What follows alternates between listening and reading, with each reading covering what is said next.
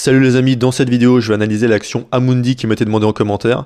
Donc d'abord, je vais déterminer si l'entreprise est de qualité ou non, et ensuite je ferai le calcul de la valeur intrinsèque de l'action pour savoir à quel prix je suis prêt à l'acheter dans le but de battre le marché. Donc Amundi, c'est un gestionnaire d'actifs, c'est-à-dire que leur activité principale, c'est de gérer l'argent de clients institutionnels et particuliers et de se rémunérer avec des frais de gestion. Donc on passe à l'analyse de la qualité de l'entreprise. Alors je ne peux pas utiliser mon Google Sheet habituel puisqu'il ne marche pas avec les actions qui ne sont pas américaines. Donc je vais faire une partie avec le site que je suis en train de développer et puis je ferai un mix un peu avec Yahoo Finance. Donc je cherche Amundi, hop, et je vais dans l'onglet Quality. Bon, vous remarquerez que j'ai pas encore travaillé le design, donc on va se concentrer sur les chiffres. Alors d'abord, je veux que l'entreprise ait une croissance du revenu d'au moins 10% par an en moyenne. Et là, on voit que sur les 5 dernières années, sa croissance, elle est de 8% par an. Donc c'est un peu en dessous de ce que je recherche. Ensuite, je veux aussi une croissance du bénéfice. Là, cette fois-ci, elle est de 12,29%. Donc là, c'est correct. Pareil, je veux au moins 10%. Donc si la croissance du net income est supérieure à la croissance du revenu, ça voudrait dire qu'il y a une amélioration au niveau des marges. Donc on va aller vérifier ça. Et je veux aussi une croissance du free cash flow, qui est encore plus importante que le net income. Et là, je vois qu'il y a eu une décroissance du free cash flow. Donc c'est assez étonnant d'avoir un net income qui a 12,29% de croissance par an et un free cash flow qui a moins 6,75% par an. Donc on va aller regarder en détail. Donc on va regarder le free cash flow.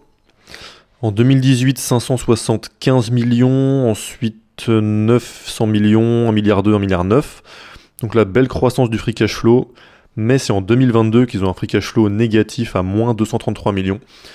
Donc il faut essayer de comprendre pourquoi. Donc pour ça, il faut essayer de trouver une valeur qui est très différente des années précédentes. Et je pense que la cause est du côté du change in working capital, qui est 1,7 milliard plus bas que l'an dernier. Et donc quand on a un change in working capital négatif, ça veut dire que soit l'entreprise a investi beaucoup de cash dans des current assets, ou bien que l'entreprise a dépensé beaucoup d'argent pour rembourser ses current liabilities. Donc pour ça, on va aller regarder la balance sheet de la boîte. Donc je vais regarder ici, balance sheet, current assets et current liabilities. Et je vais regarder ce qui fait la plus grande différence avec les années précédentes. Donc current liabilities, j'ai l'impression qu'il leur manque des données puisque là, on n'obtient pas le total ici. Et côté current assets, ce qui fait la grosse différence, ça pourrait être le hedging assets current. Donc ça, c'est des actifs qui sont censés protéger contre les risques financiers. Donc pour comprendre ça, il faudrait aller se plonger dans les rapports annuels en détail. Donc c'est quelque chose que je ferai si cette première analyse est concluante. Donc repassons sur les critères de qualité. Donc pour l'instant, il y a un point d'interrogation sur cette croissance du free cash flow, croissance du net income pas mal, croissance des revenus moyen.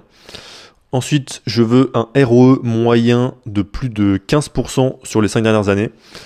Et il est de 16%, donc ça passe juste au-dessus, pas mal. Ça veut dire que l'entreprise arrive pas mal à réinvestir l'argent des actionnaires et ses bénéfices. Ensuite, il faut regarder si l'entreprise n'a pas trop de dettes. Alors dans le cas d'un gestionnaire d'actifs, c'est un peu plus compliqué à analyser que pour une boîte classique.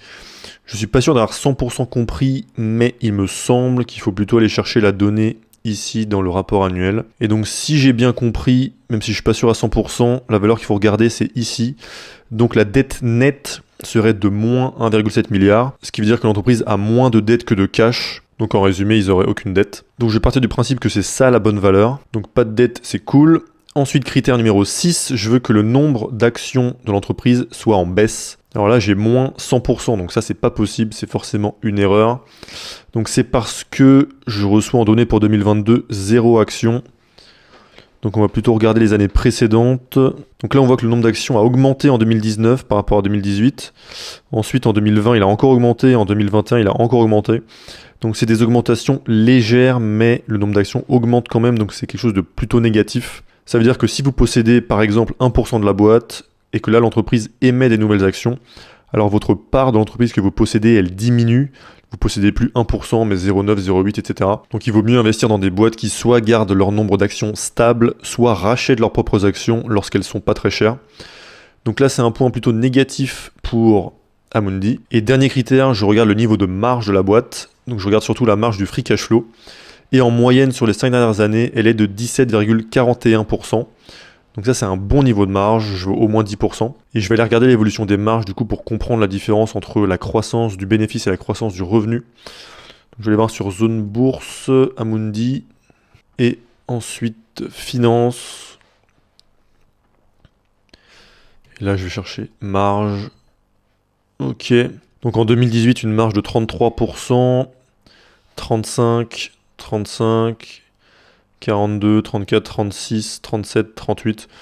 Donc ouais, j'ai l'impression que le niveau de marge a tendance quand même à augmenter globalement. Donc pour conclure sur le sujet de la qualité d'Amundi, je dirais que c'est une entreprise de qualité correcte, mais je pense pas que ce soit suffisant pour que moi j'investisse dessus. La croissance du revenu est un petit peu insuffisante, il y a un sujet à creuser pour le free cash flow. Le ROE dépasse de justesse ce que je recherche. Pour la dette apparemment c'est bien. Le nombre d'actions est en augmentation, ça c'est pas fou, et le niveau de marge est bien. Donc on va quand même aller voir la valorisation de la boîte. Donc pour ça on va devoir faire plusieurs estimations. D'abord, quelle est la performance annuelle voulue? Donc un ETF S&P 500 en moyenne à long terme, ça rapporte à peu près 9 ou 10% par an. Donc vu que je veux choisir mes propres actions, je veux surperformer le marché, donc je vais mettre 12% comme performance voulue. Ensuite, il faut estimer la croissance annuelle d'Amundi. Donc on voit que sur les 5 dernières années, ils ont eu en moyenne 8%. J'ai regardé un petit peu les prévisions des analystes et donc pour être un peu conservateur, je vais plutôt mettre 5%. Ensuite, le multiple de valorisation terminale. Donc pour ça, je vais aller regarder quel est son multiple actuel. Donc, ouais, ils n'ont pas de free cash flow, donc c'est compliqué. Ils auraient un PI à 11, donc allez, je vais mettre 10. Ça veut dire que dans 10 ans, j'estime que le multiple de valorisation de la boîte sera de 10. C'est-à-dire que si, par exemple, elle génère 1 milliard de free cash flow, j'estime qu'elle sera valorisée à 10 milliards, donc 10 fois son free cash flow. Ensuite, il faut que je mette son niveau de cash et son niveau de dette. Donc, on va mettre 0 en dette et du coup les 1 milliard 700 millions en cash, puisqu'on a vu qu'ils avaient une dette nette négative de 1,7 milliard, donc ça revient à 0 dette et 1 milliard 700 millions. Et ensuite, il nous faut le nombre d'actions d'Amundi. Donc pour ça, on va dans l'income statement et on regarde cette ligne-là. Alors on n'a pas la donnée pour 2022, mais on l'a pour 2021. Donc on va prendre 202 793 000 actions. Donc 202 793. Et maintenant, il faut qu'on aille chercher un free cash flow de départ pour faire la projection. D'ailleurs ici, c'est pas le bon texte. Donc on va aller regarder sur Yahoo Finance. Donc on va pas prendre le free cash flow de 2022 qui est négatif, puisque ça faudrait creuser, je pense qu'il doit y avoir une explication. On voit que sur les 12 derniers mois, il est à 700 millions, mais en 2021, il était à 1,9 milliard. Donc là, c'est un peu compliqué de faire une projection comme ça, il faudrait faire d'abord une recherche plus approfondie pour savoir vraiment quelle valeur prendre. Donc ce que je vais faire, vu que celui de 2021 est aussi très élevé par rapport au précédent, et si je le compare au TTM, je vais peut-être prendre plutôt celui de 2020 qui m'a l'air peut-être plus proche de la réalité. Donc ça fait 1,207 milliard, enfin plutôt 1,208 milliard. Donc 1,208, hop. Et donc on trouve que si nos estimations sont exactes, c'est-à-dire 5% de croissance par an sur les 10 prochaines années, un multiple de valorisation de 10 dans 10 ans et un free cash flow de départ de 1,2 milliard.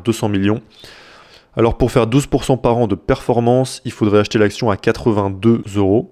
Et l'action est aujourd'hui à 57, donc ça voudrait dire que l'entreprise est vraiment pas chère du tout. Alors l'analyse que je viens de faire, elle est à prendre avec des pincettes parce qu'on a quand même dû faire des estimations un peu grossières. Comme le free cash flow de départ qu'on a pris là, il faudrait les creuser dans les rapports financiers pour savoir vraiment quel free cash flow prendre au début et comprendre pourquoi on a un free cash flow négatif sur la dernière année. Mais je pense pas que de mon côté, j'irai faire des analyses supplémentaires parce que l'entreprise ne correspond pas vraiment aux critères de qualité que je recherche. Je pense que c'est une entreprise qui peut convenir soit à quelqu'un qui veut faire un value play, c'est-à-dire acheter une entreprise sous-valorisée et la revendre une fois qu'elle atteint son prix juste, ou bien pour des investisseurs à dividendes qui veulent absolument toucher des revenus de leurs investissements en bourse. Mais c'est pas ma stratégie. Dans mon cas, je préfère des entreprises qui vont savoir réinvestir leur free cash flow, donc en le gardant à l'intérieur de la boîte pour faire grossir la boule de neige plus vite, puisque c'est ça qui permet d'avoir les meilleurs perfs en bourse à long terme en profitant au maximum des intérêts composés. Et contrairement à ce qu'on entend beaucoup sur YouTube, justement, les dividendes ralentissent l'effet des intérêts composés, puisque vous avez des boîtes qui font un certain free cash flow. Si ces entreprises sont capables de réinvestir au maximum ce free cash flow à un bon retour sur investissement, elles pourront réinvestir la totalité de cette somme, alors que si une partie de cette somme vous est versée sous forme de dividendes, vous allez être taxé à 30% et vous ne pourrez réinvestir que 70% de cette somme. Donc en réalité, les intérêts composés sont ralentis. C'est juste que souvent, on se rend pas compte que le free cash flow que génère une boîte dont on est actionnaire, en fait, nous appartient réellement, même s'il nous est pas versé sur le compte. Donc dans mon cas, je me focalise sur ce genre de boîtes qu'on appelle des compounders, donc qui sont capables de réinvestir leur argent avec un ROE très élevé. Et d'ailleurs, si on regarde la performance d'Amundi à long terme, on voit que depuis 2015, ils ont fait à peu près du surplace. Même leur pic était pas très loin. Donc c'est une entreprise dans laquelle je n'investirais sûrement pas. Et si vous voulez calculer la valeur intrinsèque d'une entreprise comme je viens de le faire, mais pour n'importe quelle boîte, alors je vous mets ce Google Sheet en premier lien dans la description. Et on se retrouve pour une prochaine vidéo. A plus!